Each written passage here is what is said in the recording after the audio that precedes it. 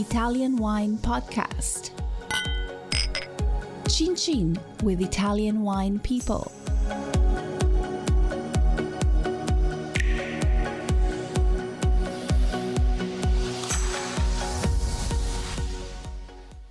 Hello, this is the Italian Wine Podcast with me, Monty Waldin. My guest today is Pierluigi Bolla. Hi, Pierluigi. Hi, good morning. So Bolla is one of Italy's best-known wine families. Where do you fit into the Bolla family history? Well, actually, my family started the wine business early in 1883 when in Soave, my great-grandfather opened a post hotel in order to receive clients, serve food, and of course serve wine. And in order to keep serving our own wine, he started to buy some lands and built the first winery in Soave, then in Valpolicella.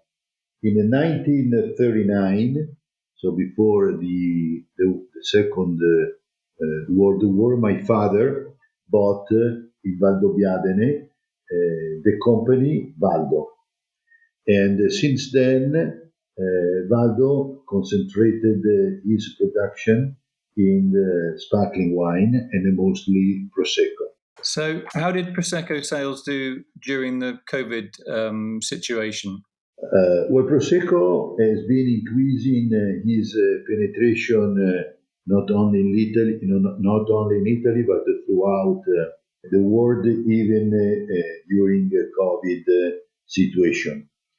In addition to this, we have to remember that last year we introduced the Prosecco DOC Rosé, which was the most exciting happening in the wine industry, probably in the last 2 or 3 years.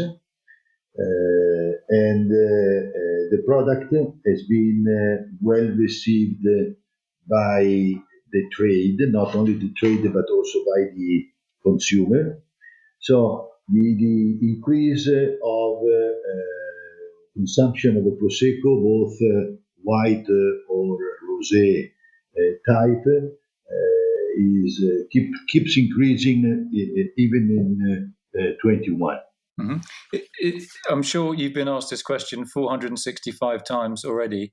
Why is Prosecco still so very popular with so many people? Well, I think Prosecco ties with a new style of life, where the consumer is looking for fresh products, fruity, easy to drink, looking for maybe one or more glasses in addition, without having problems for drunk driving or headache or whatever. And, of course, the sparkling wine business is in any case increasing around the world. And the Prosecco today is taking a very important piece of the business. We don't have to forget that combining Prosecco white and the Prosecco rosé, we are talking about 600 million bottles shipped in 2020. In particularly, consumption of Prosecco is increased dramatically in Europe, in the German-spoken language countries like Germany, Switzerland, Austria. In England is flat, in the United States is flat, but in the East countries, in the Far East, and Italy and France is still performing very well. Just going back again to the rosé, obviously very successful. I mean, the branding of that looks very simple, but there's obviously a huge amount of thought and research that went into that branding. How do you start the process of branding a new product like the Prosecco Rosé? Well, we don't have to forget that about 10 years ago, we started working on changing the regulation of the regulation for production the Prosecco. About 10 years ago, we had only one Prosecco DOC. Then a DOC-CG region, the F.lli region, north of Treviso, which today is being declared UNESCO territory. So the DOC-CG, the traditional F.lli historic area, has been created, and the DOC area, enlarging the production in the Friuli region, has been created outside of the province of Treviso. Of course, Prosecco has become a region, not only a variety of grape like it used to be, and being a region, of course, we said, why don't we add a rosé style of a Prosecco, since in any case there was some tradition decades ago in producing a rosé sparkling wine in the province of Treviso, and the regulators decided to use Pinot Noir to be added to the Prosecco in order to become a rosé, a Pinot Noir vinified in red, not vinified in white like some other sparkling wines. And the reason is because, as you know, in the Prosecco we are allowed to add Pinot White, Chardonnay, and also Pinot Noir. So since that, we had already the regulation ready, if you will, and I think it was a great idea, because we are combining with the Prosecco DOC Rosé two major trends around the world: the increase of consumption of a Prosecco from one side, and the dramatic increase of rosé style wine from the other side. So the combination of these two very important trends have created the Prosecco Rosé. How important was the choice of the color? The color, it looks to me quite pale. Was that a really important thing that you had to get right? The visual aspect of the bottle. Well, the color has a consequence, of course, of the limited quantity of Pinot Noir, which even if is only something around 10%, by the fact that is vinified in red, is not giving a strong color to the product, like the pale. In fact, we as Valdo believed very much in the rosé sparkling business. About 15 years ago, we created a special cuvée of Nerello Mascalese that we grow in Sicily, and Glera, 70% Nerello Mascalese vinified in rosé, and the Glera.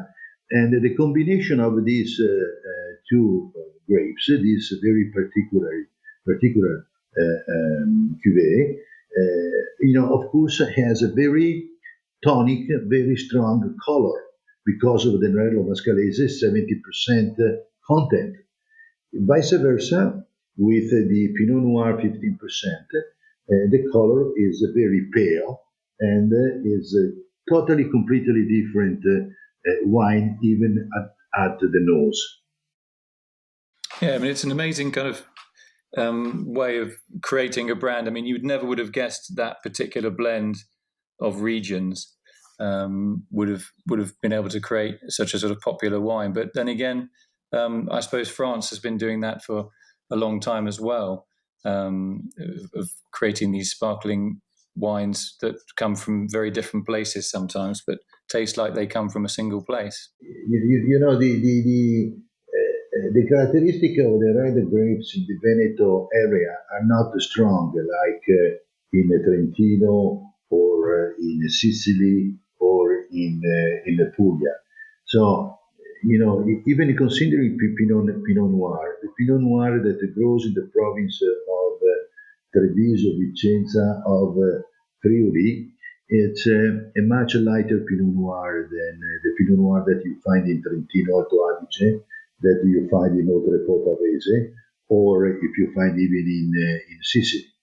And the characteristic of the variety of the grape helps very much in giving this characteristic to the Prosecco Dotto Rosé of fruity, fruity lightness typical of a Prosecco, but a very amazing pale color. What about the domestic market in Italy for wine, not just sparkling wine, but wine in general? How has that changed over recent years? Well, the consumption of, generally speaking, the consumption of a wine is increasing a little bit.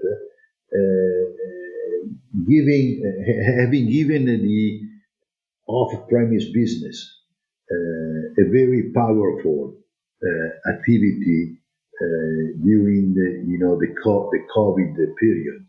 And that all the restaurants have been closed, the hotels have been closed, so all the home consumption have increased, and the internet, the e-commerce, have increased. So people has shown an interest to look for more variety of wines, a better quality of wines. And at the end, the numbers show a little increase. Both in still wines and generally speaking, even in sparkling wine. We will see when the things will be better, when the off-premise business will recover. What will happen in terms of home consumption. Restaurants consumption and off-premise activity. So probably the second half of the year will tell us if these changes in the market have been only for the COVID reason, or if there is in effect a change in the consumer mind in terms of a consumer of wine. Let's talk a little bit about international markets. What are your key markets and brands for export? Well, for us, of course, Europe is very important. Germany, France, Switzerland, and Austria are top markets for us. England is very important. We hope that this year the market can show an increase, because last year the market was flat or a little down 2 or 3%. Of course, United States is very important because is probably the most important market around the world in terms of wine consumption. But we pay a lot of attention to the new markets in the Far East, like Japan, like China, like some other countries, where consumption of sparkling wine generally is increasing, and particularly Prosecco. And then we are considering a lot of attention to the organic products, because we see signs of little increases in consumption of the organic sparkling wine. Little signs, but every year it's an increase. So I think the organic bubbles will give us a good chance in the future to increase our business. So are you seeing your suppliers, grape suppliers, do they get any sort of training if they want to go organic, or is it their own personal decision? It's not you, the company, telling them, "Oh, we need more organic grapes"? Well, the company has decided to accelerate his activity in the sustainable economy range in terms of not only products but also supply of energy, attention to the work activity, attention to the villages, the city where we stay, to our workers, to our human capital. We have decided to adopt a ethic rule in our company. We created the corporate responsibility document in this sense. Today, 75-80% of our energy is coming from renewable sources, and of course, organic products are considered top priorities. In that situation, we need to convince the growers. We need to make special agreements in order to have the possibility to develop this business. We have started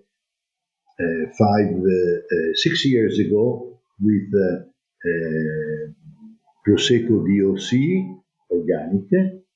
Then 3 years ago we added Garda sparkling wine DOC, and in June we will present into the market the Prosecco DOCG di Valdo organic. Will be called Amor Vite, love for the life, Amor Vite. And so we will produce 2,000 bottles almost of DOCG, and then the line of our organic Prosecco and the sparkling. At that point, we count of 3 products. So the road is assigned. Have you got to the stage where you would think about making Prosecco from single sites or single terroirs? Yes, we have started. We have a special cuvée like Rive di San Pietro di Barbozza, which is coming from a single property near to Valdobbiadene. And we are the first company and one of the few today that produces Prosecco DOCG with the champagne method, fermentation in the bottle. So we probably are the only one producer that can have a tasting of different vertical tasting of different vintages of our number 10, that our cuvée of Prosecco Metodo Classico, fermented in the bottle. And we have introduced this year a new Metodo Classico that is called Pradase, and it comes from our own property in the center of Valdobbiadene. It's 1.5 hectare with fermentation of 24 months. So today we are presenting in the market Prosecco 2019, and this property is being included in the register, in a special register developed by the region of Veneto that has limited to, I believe, 40-45 single vineyard properties with a specific name and specific production rules. Yeah, I think it's a good way to go. I'm not sure about the production costs on those I mean, what sort of volumes would we be talking about from a single terroir prosecco? Well, in this case, we are talking about 7,000 bottles. Okay, with Rive San Pietro di Barbosa, we are talking about 18,000 bottles. But the idea is, you see, in 1990 we have started with the idea of making special cuvée of Prosecco di OCG, starting from like 100% Prosecco, another Prosecco with like 1926 we have where is 90% Glera and 10% Chardonnay. Then we have a Fondatore, a Cuvée Fondatore, which is still 90% Glera, 10% Chardonnay, but the Chardonnay is aged in barrique for 3 months. So we develop a special cuvée coming from the same source of the vineyard. Now we wanted to follow the strategy of develop a single vineyard Prosecco with different characteristics. Like if we have a wine that we are studying in Valdo that Prosecco will be more mineral because the characteristic of the soil in Valdobiadene is rock, most of rock, very deep hill, like eighth of 400 to 500 meters on sea level. When you go to Conegliano, Valdobiadene, where you have a characteristic of soil that is clay, hill are not so deep, and the extra dry, fruity style is more characteristic than in Valdobiadene. So studying different soil, studying different climate situation, we wanted to develop a different Prosecco with a different taste and a different sugar content. Interesting. Have you got any more innovations to share? Any more new products or themes? Well, in terms of products, yes, we are studying some innovation in the fermentation, but of course, those innovations take a lot of time. We are studying something because in 2026, Valdo will celebrate his centenary. So we are starting to make some experiments, and I hope that in 2026 this experiment can be shared with our customers and with our friends with a new product. Okay. Is there a secret to the new product that we're not allowed to hear about yet, or? Well, we don't know yet if our innovation can be worthwhile, it can be positive or negative. So we have started with last vintage, and maybe next year we will communicate. We will give some information about this innovation if we will be happy with the quality. Okay, final question. You've had a long day at the office. You go home, you open a bottle of Prosecco, whether it's a white one or a pink one. What would your favorite dish be? Il piatto preferito? Of course, pasta. I love pasta. I love pasta, both in a very simple way or with strong sauces. But, the pasta with oil of olive and the cheese, it's my favorite one. And that would be probably the best compliment for my wife and for myself with a bottle of a Prosecco bar. So basically just a bit of olive oil, olio, and a little bit of grated cheese, yeah? Yeah, of course. Yeah, certo. Of course, and then the cheese, the ham. But you see, the fantastic thing of a Prosecco is at the end that it can pair, any type of food except probably grilled meat, barbecue or game. So the heavy stuff. So it's. I remember when in 1990 consumption of Prosecco was limited to celebration, to Christmas, to Easter, to important celebration in the family. Today, Prosecco is a great aperitif, a great product to make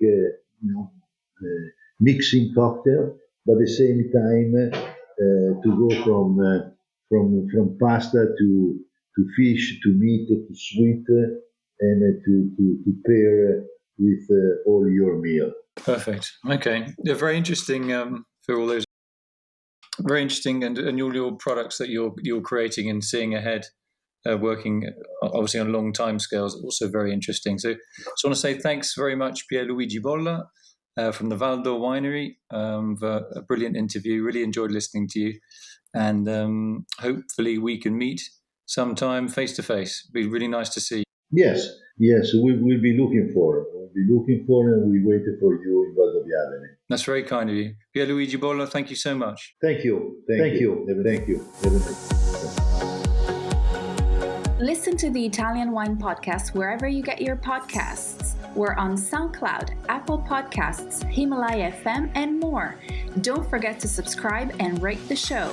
If you enjoy listening, please consider donating through ItalianWinePodcast.com. Any amount helps cover equipment, production, and publication costs. Until next time, cin cin.